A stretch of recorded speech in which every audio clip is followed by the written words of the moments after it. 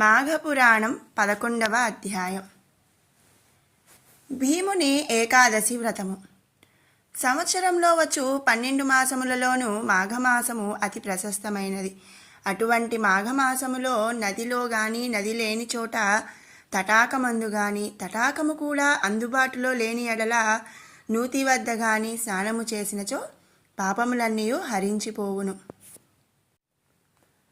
పూర్వము అనంతుడను విప్రపుంగవుడు యమునా నదీ తీరమందున్న అగ్రహారములో నివసించుచుండెను. అతని పూర్వీకులందరూ గొప్ప జ్ఞానవంతులు, తపస్శాలురు, దాన ధర్మములు చేసి కీర్తి పొందిన వారై ఉన్నారు. అతడు చిన్నతనములో గడుసరి పెంకివాడు. అతడు తల్లిదండ్రులు భయభక్తుల వలన కొంతవరకు మాత్రమే విద్య నేర్చుకొనెను. దుష్ట సహవాసమును చేసి అనేక దుర్గుణములు కలవాడయ్యెను. కన్నబిడ్డలను కూడా అమ్ముకొనుచుండెను. అలా సంపాదించి ధనవంతుడయ్యను. కొంతకాలానికి వృద్ధుడయ్యను. తనకున్న ధనమును తాను తినడు, ఇతరులకు పెట్టడు. ఒకనాటి రాత్రి పరుండబోవునప్పుడిట్లు ఆలోచించెను. అయ్యో, నేనింతటి పాపాత్ముడనైతిని. ధనము శరీర బలము ఉన్నదను మనోగర్వముతో జీవితాంతము ముక్తినిచ్చే పుణ్యకార్యమొక్కటియూ చేయలేకపోయినాను కదా అని పశ్చాత్తాపము పొందుతూ నిద్రపోయాను. అన్ని రోజులు ఒకే విధముగా నుండవు కదా. ఆనాటి రాత్రి కొందరు చోరులు అనంతుని ఇంటిలో ప్రవేశించి ధనము బంగారము ఎత్తుకొని పోయిరి. అనంతుడు నిద్ర నుండి లేచి చూడగా అతని సంపదంతా అపహరింపబడినది అని అన్యాయముగా అర్జించిన ధనము అన్యాక్రాంతము అయ్యేనని రోదన చేసినాడు. ఆ సమయమున పెద్దల నీతులు జ్ఞప్తికి వచ్చినవి. తాను చేసిన పాపములకు ప్రాయశ్చిత్తము కోరసాగెను. ఆ సమయముననే మాఘమాసము నడుచుచున్నందున యమునా నదికి వెళ్ళి స్నానమాడెను. అందువలన అతనికి మాఘమాస నదీ స్నాన ఫలము దక్కెను. నదిలో మునిగి తడిబట్టలతో ఒడ్డుకు వచ్చెను. చలికి గడగడా వణికి బిర్ర బిగసిపోవుచు నారాయణ అని ప్రాణములు విడిచినాడు. ఆ ఒక్క దివ్యమైన నదిలో స్నానము చేయుట వలన అతడు చేసియున్న పాపములన్నీ నశించిపోయి వైకుంఠవాసుడయ్యను అని వశిష్ఠుడు తెలియజేసెను. పాండవులలో ద్వితీయుడు భీముడు. అతడు మహాబలుడు, భోజన ప్రియుడు, ఆకలికి ఏమాత్రము ఆగలేనివాడు. బండెడు అన్నమైనను చాలదు. అటువంటి భీమునకు ఏకాదశి వ్రతము చేయవలయనని కుతూహలము పుట్టినది. కానీ ఒక విషయములో బెంగతో ఉండెను. అదేమందువా, ఏకాదశి నాడు భోజనము చేయకూడదు కదా, భోజనము చేసినచో ఫలము దక్కదు కదా అని విచారించి తన పురోహితుని కడకుపోయి, ఓయి పురోహితుడా, అన్ని దినముల కంటే ఏకాదశి పరమ పుణ్యదినమని అనెదరు గదా, దాని విశిష్టత ఏమి అని భీముడు అడిగెను. అందుకు పాండవ పురోహితుడు ధౌమ్యుడు, అవును భీమసేన, ఆ రోజున అన్ని దినముల కంటేనూ ప్రశస్తమైనది, శ్రీ మహావిష్ణువునకు ప్రీతికరమైనది కనుక అన్ని జాతుల వారును ఏకాదశి వ్రతము చేయవచ్చును అని పలికెను. సరే, నేను అటులనే చేయుదును. కానీ విప్రోత్తమ, నేను భోజన ప్రియుడనన్న సంగతి జగద్విదితమే గదా. ఒక గడియ ఆలస్యమైనను నేను ఆకలికి తాళజాలను కనుక ఏకాదశి నాడు ఉపవాసముండుట ఎటులా అని విచారించుచున్నాను. ఉపవాసమున్న దినముననే ఆకలి ఎక్కువగా ఉండెను. కావున ఆకలి దాహము తీరులాగున ఏకాదశి వ్రత ఫలము దక్కులాగున నాకు సలహా నీయుము అని భీముడు పలికెను.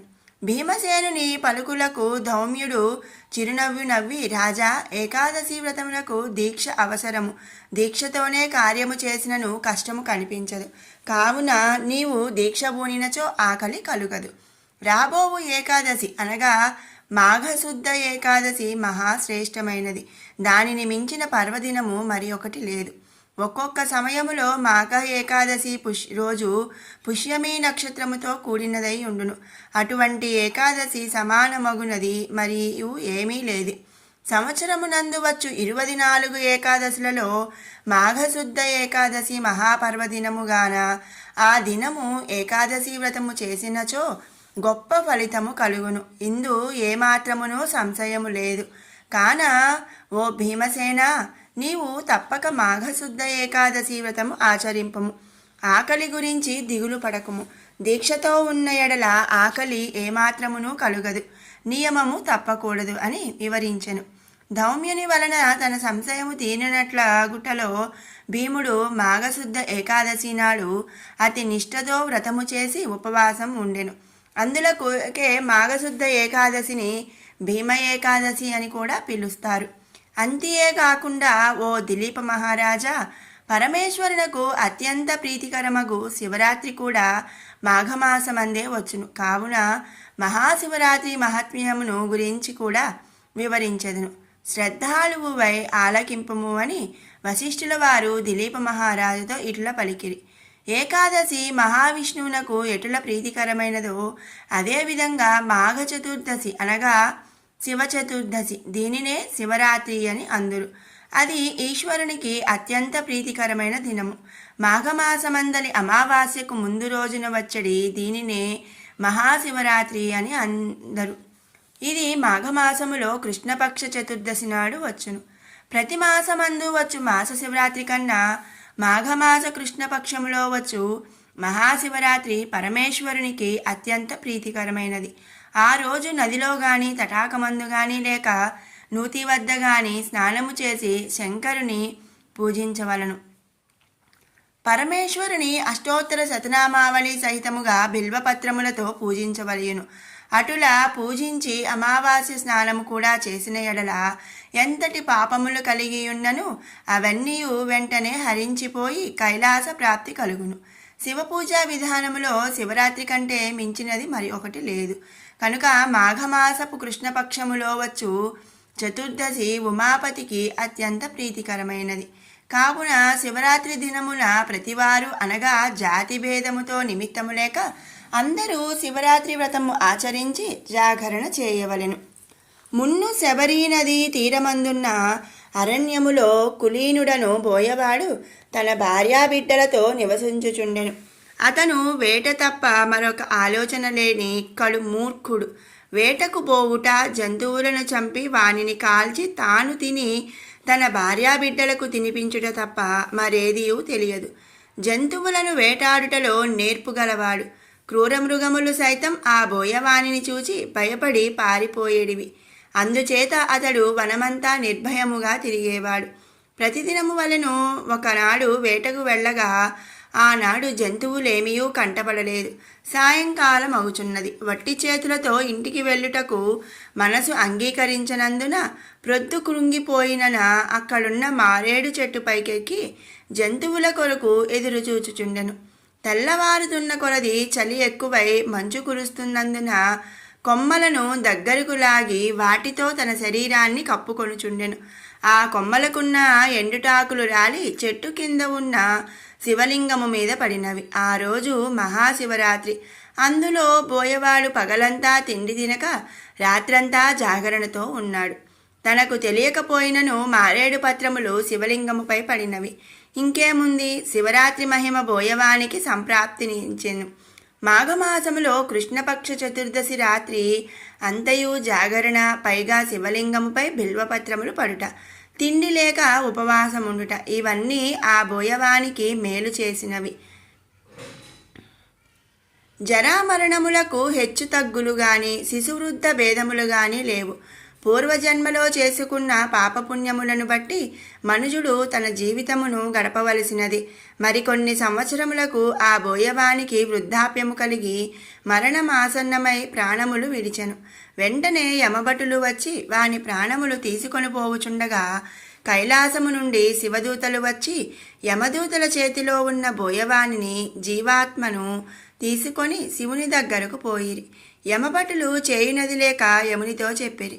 యముడు కొంత తడవు ఆలోచించి శివుని వద్దకు వెళ్ళెను. శివుడు, పార్వతి, గణపతి, కుమారస్వామి, తుంబుర, నారదాది గణములతో కొలువు తీరియున్న సమయములో యముడు వచ్చి ఆయనకు నమస్కరించెను. ఉమాపతి యముని దీవించి ఉచితాసనమిచ్చి కుశల ప్రశ్నలు అడిగి వచ్చిన కారణమేమని ప్రశ్నించెను. అంతట యముడు, మహేష, చాలా దినములకు మీ దర్శన భాగ్యము కలిగినందులకు మిక్కిలి ఆనందించుచున్నాను. మీ దర్శన కారణమేమనగా ఇంతకు ముందు మీ దూతలు తీసుకువచ్చిన బోయవాడి పాపి క్రూరుడు, దయాదాక్షిణ్యాలు లేక అనేక జీవహింసలు చేసి ఉన్నాడు. ఒక దినమున అనగా మహాశివరాత్రి నాడు తాను యాదృచ్ఛికముగా జంతువులు దొరకనందున తిండి తినలేదు. జంతువులకు వేటాడుటకు ఆ రాత్రి అంతయు మెలకువగా ఉన్నాడే గాని చిత్తశుద్ధితో తాను శివలింగమును పూజించలేదు. కనుక అతనిని కైలాసమునకు తీసుకువచ్చుట భావ్యమా?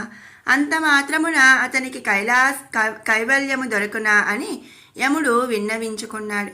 యమధర్మరాజా, నాకు ప్రీతికరమగు మహాశివరాత్రి పర్వదినమున బిల్వపత్రములు నాపై వేసి తిండి లేక జాగరణతో ఉన్న ఈ బోయవాడు కూడా పాప విముక్తుడు కాగలడు. ఏ బోయవానికి కూడా ఆ వ్రతఫలం దక్కవలసినవే గనుక ఈ బోయవాడు పాపాత్ముడైనను ఆనాటి శివరాత్రి మహిమ వలన నా సాయుధ్యము ప్రాప్తమైనది అని పరమేశ్వరుడు వివరించెను. విన్నారు కదండి, మాఘపురాణం 11వ అధ్యాయం. మీకు ఈ వీడియో నచ్చినట్టయితే లైక్ చేయండి, షేర్ చేయండి. అలాగే మరిన్ని అప్డేట్స్ కోసం మన ఛానల్ని సబ్స్క్రైబ్ చేసుకోండి. మరొక మంచి వీడియోతో మళ్ళీ కలుసుకుందాం. Thanks for watching.